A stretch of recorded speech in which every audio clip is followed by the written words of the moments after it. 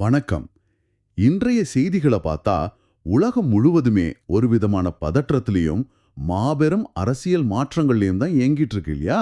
ஆமாங், கண்டிப்பா. அதாவது ஒரு பக்கம் மத்திய கிழக்கில் ஏவுகணைகள் பாயுது, இன்னொரு பக்கம் நம்ம தெலங்கானாவுல வீடுகள் இடிக்கப்படுது.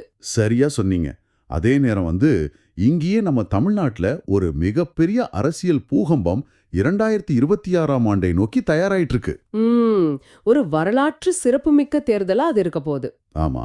எப்பொழுதுமே உலக நடப்புகளை நுட்பமாக கற்றுக்கொள்ள விரும்பும் உங்களுக்கு இந்த விரிவான அலசலுக்கு ஒரு சிறப்பான வரவேற்பு. இன்று நம்மக்கிட்ட இருக்கிற கட்டுரைகள், கள ஆய்வறிக்கைகள், அப்புறம் தரவுகளை வச்சு இந்த சம்பவங்களுக்கு பின்னாடி இருக்கிற உண்மைகளை நாங்க பேச போறோம். எந்தவித அரசியல் சார்பும் இல்லாம ஒரு நடுநிலையான பார்வையோட இதை தொகுத்து வழங்க போறோம். கண்டிப்பா. வலதுசாரி, இடதுசாரி, மாநில கட்சிகள் என அனைத்து தரப்பு வாதங்களையும் இந்த தரவுகள் வழியா நாம் பார்க்க போகிறோம். நாங்க எந்த தரப்பையும் ஆதரிக்கல. தரவுகள்ல உள்ள உண்மைகளை உங்களுக்கு அப்படியே நடுநிலையா வழங்க உள்ளோம். அதாவது உண்மைகளை மட்டும் அலசுறது தான் நம்ம நோக்கம்.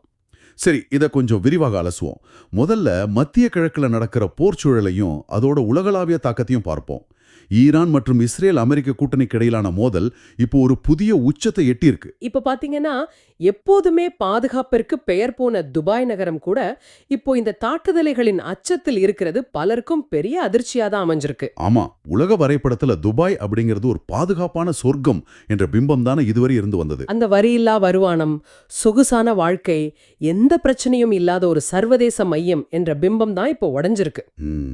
துபாயின் புகழ்பெற்ற ஃபேர்மவுண்ட் ஹோட்டல் அருகே நடந்த தீ விபத்து, புர்ஜ் அல் அராப், அப்புறம் புர்ஜ் கலீஃபா அருகே தெரிந்த புகை மண்டலங்கள். ஆமாம், ஜபல் அலி துறைமுகத்தில் ஏற்பட்ட பாதிப்புகள், இது எல்லாமே களநிலவரம் எவ்வளவு மோசமா இருக்கு அப்படிங்கறத காட்டுது. அமெரிக்கா மற்றும் இஸ்ரேலின் தாக்குதல்களுக்கு பதிலா ஈரான் நடத்தியிருக்க இந்த தாக்குதல்கள் வெறும் அந்த பகுதியை மட்டும் பாதிக்கல, உலக பொருளாதாரத்தையே ஆட்டங்காண வச்சிருக்கு. குறிப்பா கச்சா எண்ணெய் விலை ஒரே அடியா 9 முதல் 10% வரை உயர்ந்து ஒரு பேரல் $73 தொட்டிருக்கு. ஒரு பேரல் $73 என்பது சாதாரண விஷயம் அல்ல. இந்த விலை உயர்வு நேரடியாக நம்ம அன்றாட வாழ்க்கையை பாதிக்கக்கூடிய ஒண்ணு. அதாவது கச்சா எண்ணெய் விலை உயர்ந்தால் போக்குவரத்து செலவு கூடும். போக்குவரத்து செலவு கூடினால் நாம் தினமும் வாங்கும் காய்கறிகள் முதல் அனைத்து அத்தியாவசிய பொருட்களின் விலைவாசியும் உயரும் இல்லையா? மிக சரியா சொன்னீங்க. ஆனா இந்த பொருளாதார தாக்கத்தை விட அங்கே சிக்கியுள்ள நம்ம தென்னிந்திய மக்களின் நிலைமைதான் மிகப்பெரிய கவலையளிக்கும் செய்தியா இருக்கு. வான்வெளி மூடப்பட்டு விமானங்கள் ரத்து செய்யப்பட்டதால துபாய், பஹ்ரைன் போன்ற விமான நிலையங்களில் நூற்றுக்கணக்கான தென்னிந்தியர்கள் வெளியேற முடியாம தவிச்சிட்டு இருக்காங்க. அந்த தரவுகளை கொஞ்சம் ஆழமா பார்த்தா நிலைமையோட தீவிரம் நமக்கு புரியும். குறிப்பா டிரான்சிட் பயணிகளாக, அதாவது ஒரு நாட்டிலிருந்து மற்றொரு நாட்டிற்கு செல்லும் வழியில் இறங்கிய பயணிகள் தான் மிக மோசமாக பாதிக்கப்பட்டிருக்காங்க. அவங்களால விமான நிலையத்தை விட்டு வெளியே நகரவும் விசா இருக்காது, அங்கே பல நாட்கள் தங்கியிருக்கவும் முடியாது. அதனால உதவி கோரி வரும் அழைப்புகளின் எண்கள் மிக அதிகமா இருக்கு. கர்நாடகாவைச் சேர்ந்த 109 பேர் அங்க சிக்கியுள்ளதாக தகவல் வந்திருக்கு. கேரளாவை பொறுத்த வரைக்கும் வெளிநாடு வாழ் கேரளர்களுக்காக செயல்படும் அரசு அமைப்பான நோர்கா உதவி மையத்திற்கு மட்டும் 567 அவசர அழைப்புகள் வந்திருக்கு. தமிழ்நாட்டின் வெளிநாடு வாழ் தமிழர் நலத்துறைக்கு 1245 அழைப்புகள் பதிவாகியிருக்கு. மாநில அரசுகள் மத்திய வெளியுறவுத்துறையுடன் இணைந்து இந்த மக்களை மீட்க தீவிரமாக பணியாற்றி வராங்க. ஆனா வான்வெளி பாதுகாப்பு இல்லாத காரணத்தால சிறப்பு விமானங்களை அனுப்புவதில் ஒரு சுணக்கம் ஏற்பட்டிருக்கு. ஆமாம், ஒரு பக்கம் வெளிநாடுகளில் நம் மக்கள் தங்களின் இருப்பிடங்களை வந்தடைய முடியாமல் தவிக்கிறாங்க. இன்னொரு பக்கம் நம்ம அண்டை மாநிலங்களான கேரளாவிலும் தெலுங்கானாவிலும் சொந்த மண்ணிலேயே மக்கள் தங்கள் வீடுகளை சுற்றியான அரசியல் முரண்பாடுகள்ல சிக்கியிருக்காங்க. இது தேசிய அளவில் இந்தியா கூட்டணிக்குள்ளேயே ஒரு பெரிய விவாதத்தை ஏற்படுத்தியிருக்கு. குறிப்பா வயநாட்டில் நடந்த நிலச்சரிவு மறுவாழ்வு பணிகளில் பிரியங்கா காந்தியின் அறிவிப்பு பெரிய சலசலப்பை உருவாக்கியிருக்கு. மாநில அரசுக்கு நிதி கொடுக்காம காங்கிரஸ் கட்சியே நேரடியாக பாதிக்கப்பட்டவர்களுக்கு வீடுகளை கட்டி கொடுக்கும்னு அவங்க அறிவிச்சாங்க.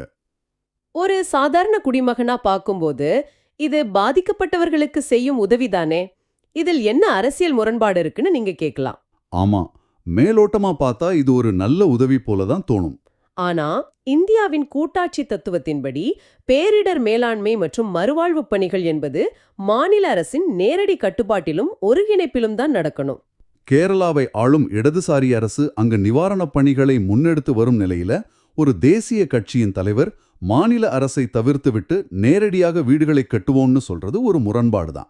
ஆளுங்கட்சியின் நிர்வாகத் திறமை மீது வைக்கப்பட்ட மறைமுக விமர்சனமாகவே இது பார்க்கப்படுது.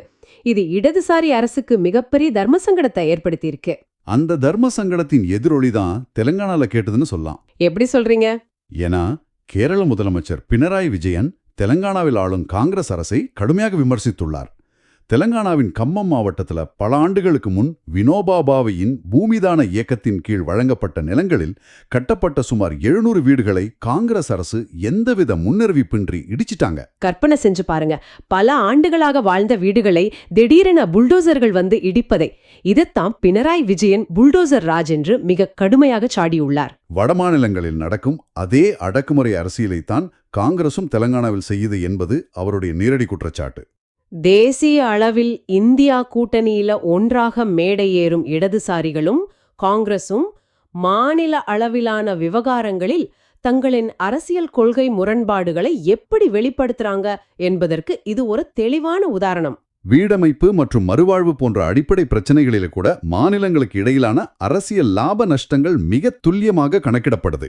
அண்டை மாநிலங்கள்ல அரசியல் லாப நஷ்டங்கள் இப்படி கணக்கிடப்படுதுன்னா, நம்ம தமிழ்நாட்டுல அந்த கணக்குகள் முற்றிலும் ஒரு புதிய பரிமாணத்தை எட்டியிருக்கு. கிட்டத்தட்ட 60 ஆண்டுகளாக தமிழ்நாடு அரசியல் களம் என்பது திமுக, அதிமுக என்ற இரு பெரும் திராவிட கட்சிகளின் ஆதிக்கத்தில் தான் இருந்து வந்திருக்கு. ஆனால் 2026 சட்டமன்ற தேர்தல் களம் ஒரு மிகப்பெரிய வரலாற்று மாற்றத்தை நோக்கி நகர்ந்து கொண்டிருக்கிறது. பலரும் இதை ஒரு தலைமுறை மாற்றம்னு வர்ணிக்கிறாங்க. இந்த மாற்றத்தின் மையப்புள்ளியாக இருப்பவர்கள் முதல் முறை வாக்காளர்கள் தான் இல்லையா? நிச்சயமாக. இந்த தேர்தலின் தலையெழுத்தை தீர்மானிக்கப் போவதே இந்த புதிய வாக்காளர்கள்தான். ஒரு சின்ன தரவை பார்ப்போம். சொல்லுங்க. 2019 மக்களவைத் தேர்தலின் போதே தமிழ்நாட்டில் சுமார் 0.89 மில்லியன் புதிய வாக்காளர்கள் இருந்தாங்க. அப்படியென்றால் 2026இல் இந்த எண்ணிக்கை பல மடங்காக அதிகரிச்சிருக்கும். இந்த இளைஞர்கள் பழைய அரசியல் விசுவாசங்களோ பரம்பரை வாக்கு வங்கி மனநிலையோ இல்லாதவங்க. இவங்களோட மனநிலை குறித்து நடத்தப்பட்ட கள ஆய்வுகள்ல ஒரு மிக ஆச்சரியமான தகவல் வந்திருக்கு. ஆமா, ஸ்மார்ட் போன்களும் செயற்கை நுண்ணறிவும் கொண்ட இந்த தொழில்நுட்ப யுகத்தில் பிறந்த இவர்கள் மின்னணு வாக்குப்பதிவு இயந்திரங்களை விட, அதாவது EVM இயந்திரங்களை விட பழைய காகித வாக்குச்சீட்டு முறை மீதுதான் அதிக நம்பிக்கை வச்சிருக்காங்க. இது உண்மையிலே ஆச்சரியமான முரண்பாடுதான். தொழில்நுட்பத்தை அதிகம் பயன்படுத்தும் தலைமுறை தேர்தல் ஜனநாயகத்துல மட்டும் பழைய முறை தான் பாதுகாப்பானதுன்னு நம்புது. இதே போல இந்த முரண்பாட்டையும் அந்த ஆய்வறிக்கை சுட்டிக்காட்டியிருக்கு. என்ன அது? ஊரகம் மற்றும் நகர்ப்புற மக்களுக்கிடையேயான அரசு திட்டங்கள் குறித்த விழிப்புணர்வு முரண்பாடு. இங்கே மிகவும் சுவாரஸ்யமான விஷயம் என்னவென்றால், நாம் எப்போதுமே நகர்ப்புற மக்கள்தான் அதிகம் விழிப்புணர்வு கொண்டவர்கள் என்று நினைச்சிட்டு இருக்கோம். ஆனா தரவுகள் வேற ஒரு உண்மையை காட்டுது. கிராமப்புற மக்களிடம் சென்று பேசும்போது தங்களிடம் என்ன வகையான ரேஷன் கார்டு இருக்கு, அரசு வழங்கும் எந்தெந்த நலத்திட்டங்கள் தங்களுக்கு கிடைக்கும் என்பதை அவங்க மிக தெளிவாக அறிந்து வச்சிருக்காங்க. ஆனா நகர்ப்புற மக்கள்ல பெரும்பான்மையானவர்களுக்கு தங்களின் ரேஷன் கார்டு வகை பற்றியோ அதோட சலுகைகள் பற்றியோ எந்த விழிப்புணர்வும் இல்ல. அரசு நலத்திட்டங்களை நேரடியாக நம்பியிருக்கும் கிராமப்புற வாக்குகளுக்கும் அதை அதிகம் சாராத நகர்ப்புற வாக்குகளுக்கும் இடையே உள்ள இந்த பெரிய மனநிலை வித்தியாசத்தை அரசியல் கட்சிகள் எப்படி தங்களின் தேர்தல் வியூகமாக மாற்றப் போறாங்க என்பதுதான் இப்போதைய சுவாரஸ்யம். அந்த வியூகங்கள் ஒருபுறம் இருக்க, இப்போதைய வாக்கு வங்கி கணிப்புகள் என்ன சொல்கின்றன என்பதை பார்ப்போம். ஆளுங்கட்சியான திமுக தலைமையிலான கூட்டணி 40 முதல் 46% வாக்குகளுடன் முன்னிலையில் இருக்கிறதா தரவுகள் கணிக்குது. அதே சமயம் அதிமுக கூட்டணி 35 முதல் 40% வாக்குகளுடன் கடுமையான சவாலை கொடுக்குது. ஆனா இவர்களை தாண்டி எல்லோர் கவனமும் புதிதாக உருவெடுத்துள்ள நடிகர் விஜயின் தமிழக வெற்றி கழகம் மற்றும் சீமானின் நாம் தமிழர் கட்சி ஆகிய 2 கட்சிகள் மீதுதான் குவிஞ்சிருக்கு. இவர்கள் இருவரும் இணைந்து 10 முதல் 15% வாக்குகளை பெற வாய்ப்புள்ளதாக தரவுகள் கூறுது. ஆனால் தவக தரப்பில் தங்களுக்கு 28% வாக்கு வங்கி இருப்பதாக ஒரு பெரிய உரிமை கோரல் முன்வைக்கப்படுது. மாநாட்டுல கூடிய பல லட்சக்கணக்கான கூட்டத்தை பார்த்தா அந்த 28% சாத்தியம் என்றுதானே பலருக்கும் தோணும். கூட்டத்தை பார்ப்பவர்களுக்கு அப்படி தோன்றலாம். ஆனால் அரசியல் கள ஆய்வாளர்கள் இந்த 28% உரிமை கோரலை தர்க்கரீதியாக சாத்தியமற்றதுன்னு தான் மதிப்பிடுறாங்க. ஏன் தெரியுமா? தேர்தல் அரசியலில் மாநாட்டிற்கு கூடும் கூட்டம் அப்படியே வாக்காக மாறுவதில்லை. தமிழ்நாட்டில் திமுக, அதிமுக ஆகிய இரு கட்சிகளுக்கும் தலா 30%க்கும் மேல் மிக வலுவான பரம்பரை வாக்கு வங்கி இருக்கு. அதை தாண்டி மீதமுள்ள வாக்குகளை தான் புதிய கட்சிகள் குறிவைக்க முடியும். ஒரே தேர்தல்ல ஒரு புதிய கட்சி 28% வாக்குகளை பெற வேண்டும் என்றால் இரு பெரும் திராவிட கட்சிகளின் வாக்கு வங்கிகள் அதல பாதாளத்திற்கு சரிந்தால் மட்டுமே அது சாத்தியம். கடந்த 60 ஆண்டுகால தமிழ்நாட்டு அரசியல் வரலாற்றில் அது அவ்வளவு எளிதில் நடக்கக்கூடிய ஒன்றல்ல. அப்படியென்றால் தங்களை ஒரு மாற்று சக்தி என்று முன்னிறுத்தும் தவைக்க மற்றும் நாதகா ஆகிய 2 கட்சிகளும் அந்த மீதமுள்ள வாக்குகளை பிரிக்கப் போகிறார்களா அல்லது இணையப் போகிறார்களா என்ற கேள்வி எழுகிறது. ஆனா இவர்களுக்குள் ஒரு மிகப்பெரிய கருத்தியல் மோதல் வெடிச்சிருக்கே. விக்கிரவாண்டி மாநாட்டுல விஜய் பேசும்போது திராவிடமும் தமிழ் தேசியமும் இந்த மண்ணின் இரு கண்கள்னு கூறியிருந்தார். இதை கேட்டவுடன் நாம் தமிழர் கட்சியின் சீமான் மிக கடுமையான விமர்சனங்களை முன்வைத்தார். அந்த விமர்சனங்கள் வெறும் வார்த்தை மோதல்கள் அல்ல, ஆழமான சித்தாந்த முரண்பாடுகள். கதாநாயகனும் வில்லனோ எப்படி ஒன்றாக முடியும், விஷமும் விஷத்தை முறிக்கும் மருந்தும் எப்படி ஒன்றாகும்னு சீமான் நேரடியாக கேள்வி எழுப்பினார். தமிழ் தேசியம் என்பது தமிழர்களை உயர்த்துவது, ஆனா திராவிடம் என்பது தமிழர்களை அடக்கி ஆள்வது என்பதுதான் சீமானின் வாதம். விஜயின் இந்த 2 கண்கள் கொள்கையை அவர் ஒரு அழுகிய முட்டை போன்ற கருத்தியல்னு கடுமையாக விமர்சித்தார். சீமானை பொறுத்தவரை அவர் திமுக காங்கிரஸ் கூட்டணியின் கொள்கைகளை சமரசமின்றி எதிர்த்து வருபவர். சீமானின் இந்த விமர்சனங்களுக்கு விஜய் தரப்பின் நிலைப்பாடும் மிக தெளிவாகவே வெளிப்படுத்தப்பட்டிருக்கு. சமூக ஊடகங்களில் அரசியல் கட்சிகள் பாசிசமும் பாயாசமும் என பெயரளவுக்கு சண்டையிட்டுக் கொள்கிறார்கள் என்று விஜய் விமர்சித்தார். அதாவது மக்கள் பிரச்சினைக்காக போராடாமல் வெறும் சமூக ஊடகங்களில் சண்டையிடுவது ஒரு ஏமாற்று வேலை என்பது அவருடைய வாதம். அது மட்டுமல்லாமல் பண ஆசை கொண்டவர்கள் அரசியலை விட்டு வெளியேற வேண்டும்னு சொன்னார். தேசிய கல்விக் கொள்கை என்ற பெயரில் மும்மொழிக் கொள்கையை தமிழ்நாட்டில் திணிப்பது தீவிரமாக எதிர்ப்பதாகவும் விஜய் தன்னுடைய கொள்கைகளை தெளிவாக அறிவிச்சிருக்கார். இந்த இரு தலைவர்களுமே தமிழ்நாட்டின் மாற்று வாக்குகளை, குறிப்பா இளைஞர்களின் வாக்குகளை தான் குறிவைக்கிறாங்க. சீமான் கடந்த பல ஆண்டுகளாக களத்தில் நின்று ஒரு வலுவான தமிழ் தேசிய அடித்தளத்தை அமைத்துள்ளார். ஆனால் விஜய் முற்றிலும் மாறுபட்டு திராவிடத்தையும் அரவணைத்து ஒரு மதச்சார்பற்ற சமூக நீதி என்ற நிலைப்பாட்டை எடுக்கிறார். இந்த இரு வேறு துருவங்களும் 2026 எப்படி மோதிக்கொள்ள போகின்றன என்பதுதான் தமிழக அரசியலின் பெரிய எதிர்பார்ப்பு. விஜயின் அரசியல் வருகையை பற்றி பேசும்போது நாம் கவனிக்க வேண்டிய இன்னொரு முக்கியமான விஷயம் இருக்கு. அவருடைய கட்சி வெறும் ஒரு நடிகர் ரசிகர் மன்றமாக இல்லாமல் மிக வேகமாக நிறுவனமயமாக்கப்பட்டு வருது. இது சாதாரணமான விஷயம் அல்ல. ஒரு புதிய கட்சி 1.5 கோடி உறுப்பினர்களை சேர்த்துள்ளது. சுமார் 70,000 வாக்குச்சாவடி முகவர்களை நியமிக்கும் பணி தீவிரமாக நடக்குது. தேர்தலுக்காக 12 பேர் கொண்ட அறிக்கை தயாரிப்பு குழுவை அமைத்துள்ளார். அதில் கொள்கை மற்றும் பரப்புரை செயலாளராக KG அருண்ராஜ், அதிமுகவிலிருந்து வந்த அனுபவமிக்க மூத்த அரசியல்வாதி JCD பிரபாகர் உள்ளிட்டோர் இடம்பெற்றிருக்காங்க. அமைப்பு ரீதியாக தங்களை வலுப்படுத்திக் கொள்ள அவர்கள் காட்டும் இந்த வேகம் ஆச்சரியம் அளிக்குது. அமைப்பு ரீதியான கட்டமைப்பு ஒரு புறம் என்றால், அவர்கள் கட்டமைக்கும் சித்தாந்த வியூகம் இன்னொரு புறம் ஆச்சரியம் அளிக்குது. தவக தங்களின் தத்துவ தலைவர்களாக பெரியார், அம்பேத்கர், காமராஜர், வேலுநாச்சியார் மற்றும் அஞ்சலை அம்மாள் ஆகியோரை ஏற்றுக்கொண்டுள்ளது. இது ஒரு மிக நுட்பமான சமூக பொறியியல். பெரியார் மூலம் சமூக நீதியையும், அம்பேத்கர் மூலம் ஒடுக்கப்பட்ட மக்களின் ஆதரவையும், காமராஜர் மூலம் நேர்மையான நிர்வாக பிம்பத்தையும் அவர்கள் முன்னிறுத்துறாங்க. இதில் வேலுநாச்சியார் மற்றும் அஞ்சலை அம்மாள் ஆகியோரை தேர்ந்தெடுத்ததுதான் ஆகப்பெரிய உத்தி. இதன் மூலம் தமிழ் வரலாற்று பெருமையையும் பெண்களின் ஆதரவையும் ஒட்டுமொத்தமாக இணைக்கும் ஒரு சித்தாந்த அடித்தளத்தை அவர் உருவாக்கியிருக்கிறாங்க.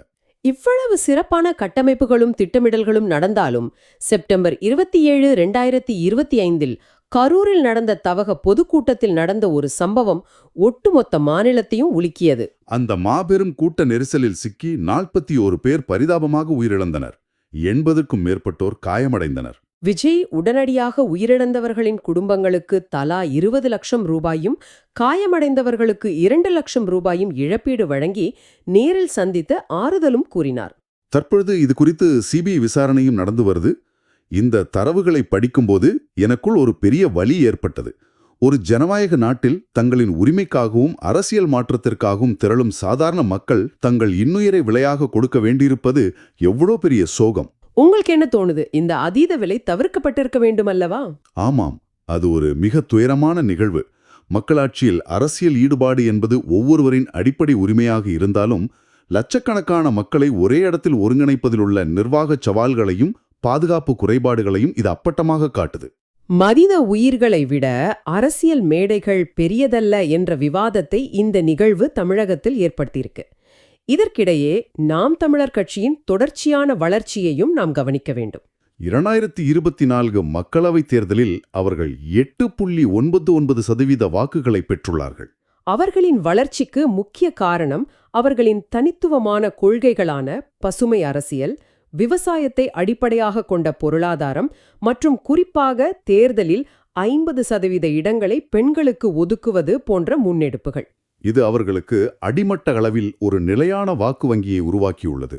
புதிய கட்சிகளான தவைகவும் நாதகவும் இவ்வளவு வேகமாக தங்களை நிலைநிறுத்தும் போது பல தசாப்தங்களாக தமிழகத்தை ஆளும் திமுகவும் அதிமுகவும் அமைதியாக இருப்பார்களா என்ன? அதிமுக ஒரு மிக நுட்பமான தரவு சார்ந்த வியூகத்தை கையிலெடுத்துள்ளது. அதாவது தவறுவிட்ட வாக்குகளை மீட்கும் வியூகம். பூத் அளவில் இந்த மிஸ்ஸிங் ஓட்ஸ் கணக்கெடுப்பு எப்படி நடக்குது? இது ஒரு கார்ப்பரேட் நிறுவனத்தின் தரவு பகுப்பாய்வு போன்றது. 2021 மற்றும் 2024 தேர்தல்களில் எந்தெந்த வாக்குச்சாவடிகளில் அதிமுகவிற்கு வாக்குகள் குறைந்தன, கடந்த காலங்களில் தங்களுக்கு வாக்களித்தவர்கள் ஏன் இந்த முறை வாக்களிக்கவில்லை என்பதை வீடு வீடாகச் சென்று துல்லியமாக கணக்கெடுக்கிறாங்க.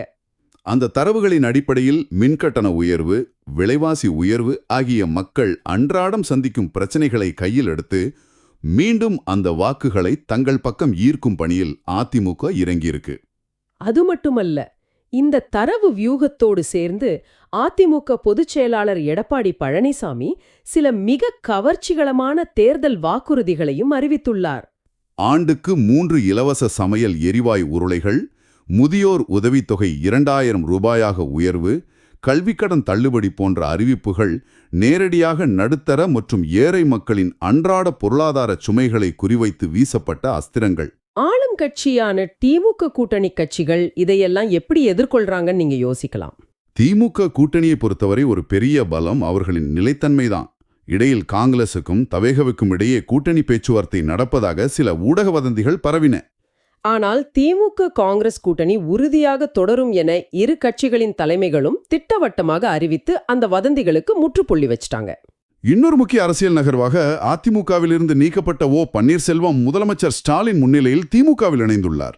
மறுபுறம் டிடிவி தினகரன் தன்னுடைய அமமுக கட்சியுடன் மீண்டும் அதிமுக மற்றும் தேசிய ஜனநாயக கூட்டணியுடன் கைகோர்த்துள்ளார். தென் மாவட்ட வாக்குகளை குறிவைத்து இந்த அரசியல் சதுரங்கம் மிக தீவிரமாக ஆடப்படுது.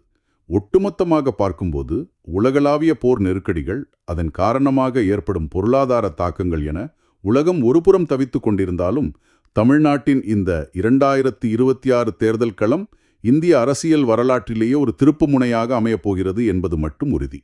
இது வெறும் யார் அடுத்த முதலமைச்சர் என்ற போட்டி மட்டுமல்ல.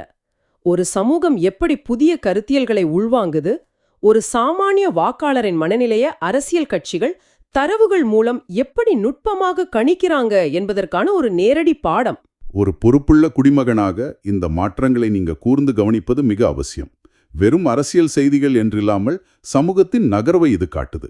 ஆமா, எழும் உணர்ச்சிகளை தாண்டி இந்த தரவுகளின் பின்னணியில் உள்ள உண்மைகளை புரிந்து கொண்டு அறிவுபூர்வமாக சிந்திக்க வேண்டிய தருணம் இது. ஒவ்வொரு வாக்கும் ஒவ்வொரு தரவும் இங்கே ஒரு மிகப்பெரிய மாற்றத்திற்கான கருவியாக மாறுது. நாம் இப்போது தரவுகள் பற்றி பேசணும் இல்லையா? அதிமுக எப்படி பூத் வாரியாக தரவுகளை வைத்து வாக்குகளை தேடுகிறார்கள் என்று பார்த்தோம். இதிலிருந்து உங்களுக்கு ஒரு கேள்வியை முன்வைத்து இந்த ஆய்வை நிறைவு செய்கிறேன். இன்று அரசியல் கட்சிகள் மிக துல்லியமான தரவுகளை வைத்து எந்தெந்த வீட்டில் எவ்வளவு வாக்குகள் கிடைக்கும் என்று கணிக்கின்றன. எதிர்காலத்தில் அதிவேகமாக வளர்ந்து வரும் செயற்கை நுண்ணறிவும் பெருந்தரவுகளும் இணைந்து ஒட்டுமொத்தமாக ஒவ்வொரு தனிமனிதனின் சிந்தனையையும் வாக்குப்பதிவையும் நேரடியாக கட்டுப்படுத்தும் நிலைக்கு ஜனநாயகத்தை மாற்றிவிடுமா? அப்படி நடந்தால் மனிதர்களின் சுதந்திரமான சிந்தனைக்கு அங்கே என்ன வேலை? சிந்தித்து பாருங்கள். மீண்டும் ஒரு ஆழமான தேடுதலோடு உங்களை சந்திக்கிறோம். நன்றி.